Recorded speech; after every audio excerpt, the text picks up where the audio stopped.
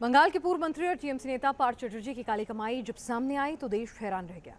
50 crore cash और 6 kilo से ज्यादा का सोना। लेकिन कहा तो ये जा रहा है कि जो कुछ अभी मिला है ये बस फुटकर है। अंदाजा लगाइए कि काले धन का खजाना और कितना बड़ा हो सकता है। ईडी की पूछताछ और तहकीकात अभी भी चल रही है। बड़ा सवाल यह है कि आखिर इतनी ज्यादा ब्लैक मनी का सोर्स क्या होगा। शिक्षक भर्ती घोटाला मामले में आरोपी पार्थ के राजदार ईडी की इंटेरोगेशन लिस्ट में तो है ही, साथ ही उनके कुछ और संपत्ति और धन का भी पता लगाया जा रहा है।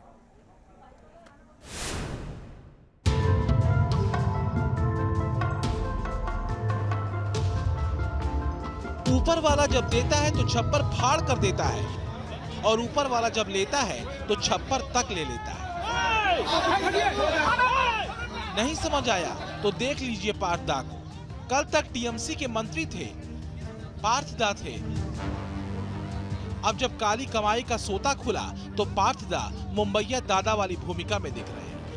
हाय रे काली कमाई, पार्थ दा की महिला मित्र के घर में कहां न मिली। लिविंग रूम में गुलाबी नोटों का पहाड़ मिला, बेडरूम में हरे गुलाबी नोटों का गट्ठर मिला, किलो के किलो सोने के गहने मिले, बाथरूम में नोटों का अंबार मिला और किलो के किलो सोने के गहने निकले तो ईडी अधिकारियों की आंखें भी चुदिया गई। देश ने देखा तो कुछ ने कहा, हाय हम न हुए पार्थ। ईडी ने पार्थ चटर्जी की करीबी अर्पिता मुखर्जी के फ्लैट पर छापा मारा तो पार्थ के खजाने का पता चला। 50 करोड़ का कैश, 5 किलो से ज्यादा सोना और तमाम फ्लैट्स और दूसरी संपत्ति की जानकारी मिली सो अलग।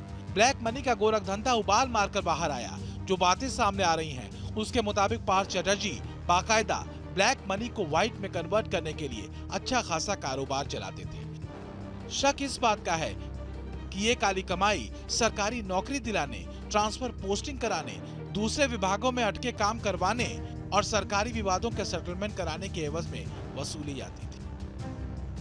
अर्पिता मुखर्जी ने फिलहाल अकूत धन संपत्ति पार्थ चटर्जी का होना कबूल कर लिया। अर्पिता के घर पर ईडी ने 3 बार छापेमारी की थी।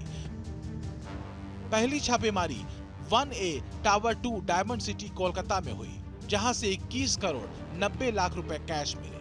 दूसरी छापेमारी 8A ब्लॉक 5 क्लब टाउन बेलघारिया में हुई, जहां से 27 करोड़ 90 लाख रुपए कैश मिले। दूसरी छापेमारी ही 2A ब्लॉक 2 क्लब टाउन बेलघारिया में हुई थी, यहां से कुछ भी नहीं मिला। जबकि तीसरी छापेमारी 404 रॉयल रेजिडेंट चिनार पार्क कोलकाता में हुई। नोटों को गिनने के लिए 5 मशीनों को लगाया गया था।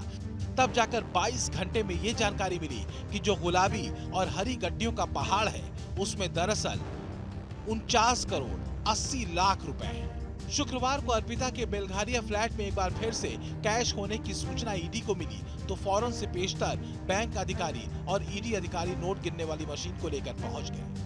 सूत्रों के हवाले से जो बातें सामने आ रही हैं, उसके मुताबिक शेल कंपनियों के जरिए पार्थ चटर्जी ब्लैक मनी को व्हाइट कर रहे थे। बंगाल, ओडिशा और तमिलनाडु में पार्थ की 12 शेल कंपनियां हैं, जिसमें से 3 शेल कंपनियों के डायरेक्टर अर्पिता मुखर्जी थी। पार्थ चटर्जी सिर्फ नाम ही काफी है कि स्टाइल में काले काम कर रहे थे और इसमें बड़ी बारीकी से लगी हुई थी उनकी महिला दोस्त। एक नहीं कई। जरा सोचिए, जिस शख्स ने 11 साल पहले चुनाव आयोग में महज 6,000 रुपए कैश होने की जानकारी दी हो, वो पार्थ 11 सालों में अरबों की संपत्ति और कैश का मालिक हो गया। और हद तो ये है कि अभी ये कहा जा रहा है जो मिला वो तो अभी चिल्लर है। T news nation.